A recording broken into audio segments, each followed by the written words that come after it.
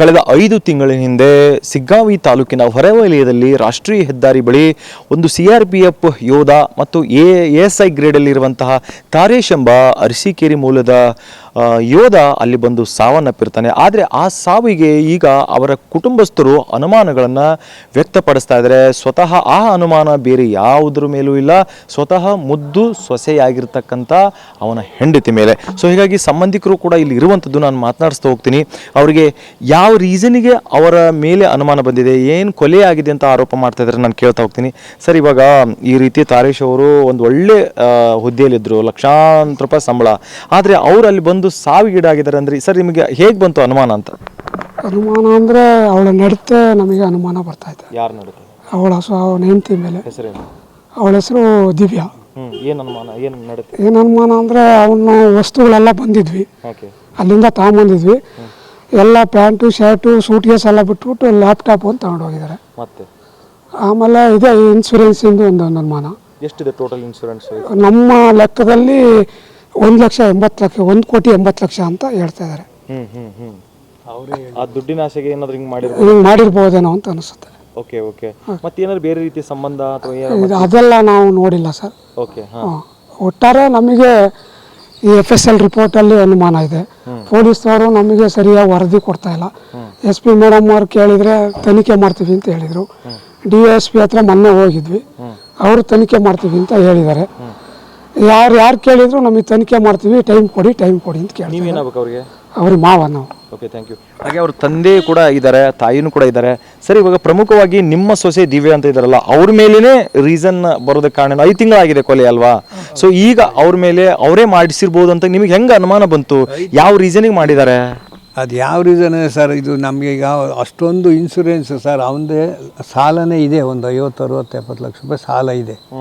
ಅಂಥದ್ರಲ್ಲಿ ಅವನು ಮತ್ತೆ ಇನ್ಶೂರೆನ್ಸ್ ಕೋಟಿಗಟ್ಟಲೆ ಇನ್ಶೂರೆನ್ಸ್ ಮಾಡ್ಸೋಕೆ ಹೋಗ್ತಾನ. ಯಾರು ಮಾಡಿಸಿದ್ದಾರೆ? ಅವ್ನು ನಮ್ಮ ತಾರೇಶ ಮಾಡಿಸಿದ್ದಾನೆ. ಓಕೆ. ಅವ್ರಿಗೆ ಯಾರು ಸಪೋರ್ಟಿವ್ ಆಗಿ? ಅವ್ರಿಗೆ ಸಪೋರ್ಟಿವ್ ಅಂದರೆ ತಾರೇಶಿಂಗ್ ಸಪೋರ್ಟ್ ಯಾರಿಗೂ ಇಲ್ಲ. ಅವನ ತಂಗಿಗೆ ಸಪೋರ್ಟು ಅವ್ರ ಅಣ್ಣನೇ ಇದ್ದಾರೆ. ಅವ್ರ ಅಣ್ಣಂದು ದಿವ್ಯಾರ ಅಣ್ಣ. ಅವ್ರದ್ದು ವರ್ಕೇ ಅದು, ಮನೆಗಳಿಗೆ ಮೇಲೆಲ್ಲ ಸಾಲ ಕೊಡಿಸೋದು, ಇನ್ಶೂರೆನ್ಸ್ ಮಾಡಿಸೋದು, ವಸೂಲು ಮಾಡೋದು, ಇದೇ ಕೆಲಸ ಅವರು.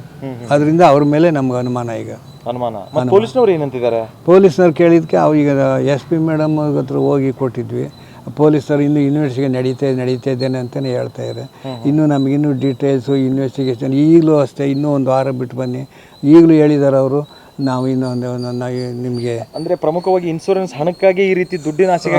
ಸರ್, ದುಡ್ಡಿನ ಆಸೆಗೆ ಅಂತಲೇ ನಮಗೂ ಈಗ ಬಂದಿರುತ್ತೆ. ಬಾಡಿ ಸ್ಥಿತಿಯಲ್ಲಿ ನೋಡಿದಾಗ ಬಾಡಿ ಸ್ಥಿತಿ ಸರ್, ಅದು ಬೆಂಗಳೂರಲ್ಲೇ ನಮ್ಮ ಅನಿಸಿಕೆಯಲ್ಲಿ ಬೆಂಗಳೂರಲ್ಲೇ ಮರ್ಡರ್ ಮಾಡಿದ್ದಾರೆ ಸರ್. ಅದು ಮರ್ಡರ್ ಮಾಡಿ ಅಲ್ಲೇ 1 ದಿವಸ 2 ದಿವಸ ಇಟ್ಕೊಂಡು ಆಮೇಲೆ ತಗೊಂಬಂದು ಇಲ್ಲಿ ಹೋಗಿದ್ದಾರೆ ಬಾಡಿ. ಓಕೆ ಅಮ್ಮ, ಇವಾಗ ಎದೆಯುದ್ದ ಬೆಳೆದಿರ್ತಕ್ಕಂಥ ಮಗ, ಆಮೇಲೆ ಮೊಮ್ಮಗ ಬೇರೆ ಇದ್ದ, ಹೌದ್ರೆ? ಸೊ ಮಗನ ಕಳ್ಕೊಂಡು ನಿಮ್ಗೆ ಯಾವ ರೀತಿ ದುಃಖ ಆಗ್ತಾ ಇದೆ?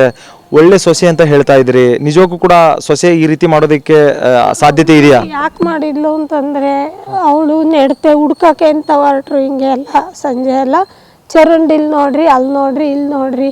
ಈಗ ಕುಡಿದು ಬೀಳೋನಾದ್ರೆ ಚರಂಡಿ ಕಾಲೇವು ಅದು ಇದು ನೋಡಬೇಕು. ನಮಗೆ ಇವ್ರು ಮೊದಲೇ ಅಣ್ಣ ತಂಗಿ ಜೊತೆಯಾಗಿ ಏನೋ ಮಾಡಿ ತಾಂಡೋಗಿ ಹಾಕಿದ್ದಾರೆ ಅಂತ ಅನುಮಾನ. ಮೊದಲೇ ನಿಮ್ಮ ಮಗನ ಮೇಲೆ ಈ ಮಗ ಇಲ್ಲಮ್ಮ, ಕಳ್ಕೊಂಡ್ಬಿಟ್ಟಿದ್ದೀರಿ. ಹೌದು. ಈಗ ಸೊಸೆನ ಕೇಳಿಲ್ವಮ್ಮ ಏನು ಮಾಡಿದೆ ನನ್ನ ಇಲ್ಲ, ನಾನೇನು ಮಾಡಿಲ್ಲ ಅಷ್ಟೇ ಅವಳು ಹೇಳೋದು. ನಮ್ಮ ಹತ್ರ ನಮಗೆ ಬೇಜಾರಾತು, ಮಾತಾಡೋದು ಬಿಟ್ಬಿಟ್ವಿ.